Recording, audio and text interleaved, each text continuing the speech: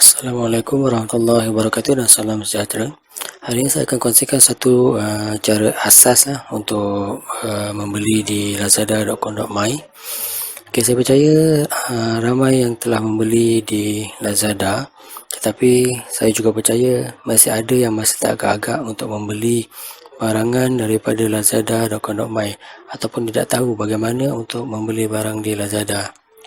Hari ini saya akan berikan sedikit tunjuk, kemudian saya akan mengajar anda bagaimana untuk membeli di lazada.com.my. Okay, ini adalah paparan lazada.com.my seperti yang anda lihat di video ini.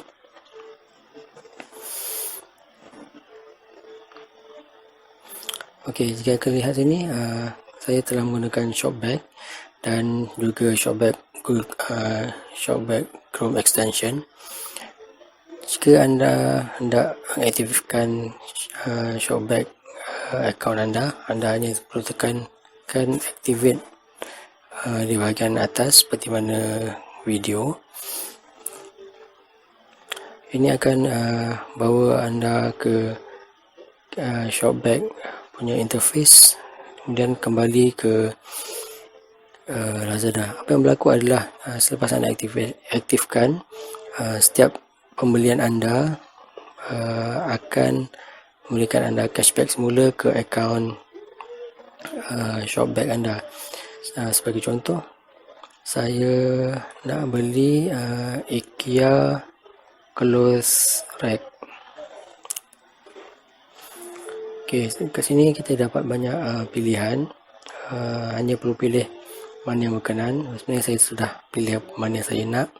Okay, ini adalah yang saya nak, iaitu Portishead Coat and Bag Rack yang boleh digunakan untuk gantung rak dan juga baju.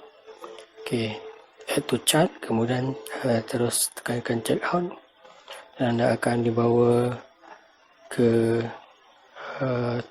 tempat pembayaran.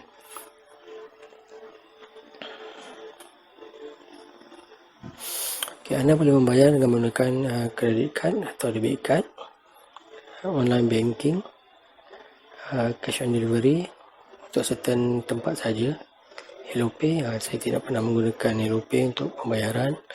Atau jika anda ada akaun PayPal, anda boleh gunakan PayPal untuk membayar. Anda juga boleh membuat pembayaran melalui 7-Eleven ataupun menggunakan Maybank installment. Yang biasa saya guna adalah online banking dan juga kad kredit lah. Mana yang paling mudah. Untuk kali ini saya akan bayar menggunakan kad debit saya. Dan place order.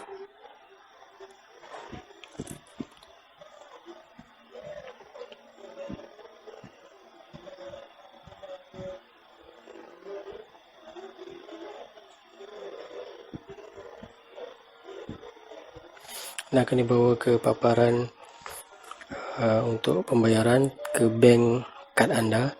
Begitu juga jika anda membuat online banking lah. Okay, anda akan diminta memasukkan kod yang diberikan ke telefon yang anda daftarkan dengan bank anda dan terus tekan submit.